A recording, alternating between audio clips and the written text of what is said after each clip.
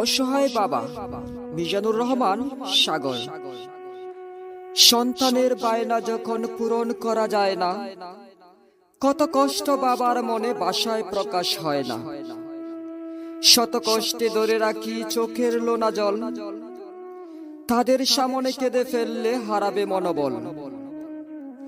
মাছে ভাতে বাঙালি মোরা বই পুস্তকে পাই, সেই মাছ কিনে খাওয়াবো সাধ্য মুদের নাই।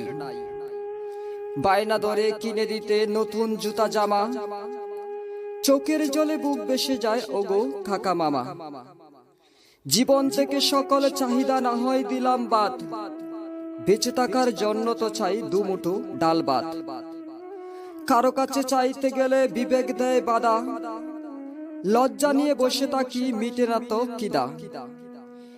কিদার কোনো রং হয় না ওরে বন্ধু ভাই, সব বয়সের মানুষেরই কিদা কিন্তু পায়।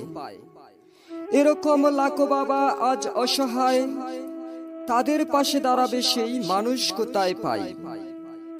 এ দুনিয়ার মালিক প্রভু সর্বশক্তিমান, দয়া করে সকল দুঃখের কর অবসান।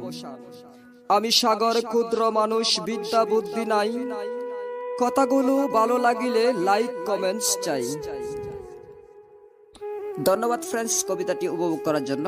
তো ফ্রেন্ডস, চেষ্টা করেছি এই কবিতাটিতে একজন অসহায় বাবার দুঃখ কষ্ট আর্তনাদ তুলে ধরতে, যেখানে একজন অসহায় বাবা তার সন্তানের আবদার বায়না আশা আকাঙ্ক্ষা চাহিদা এবং তার সন্তানের যে ভোগ বিলাসিতা রয়েছে সেগুলো সেগুলো আসলে ঠিকঠাকভাবে পূরণ করতে পারছে না।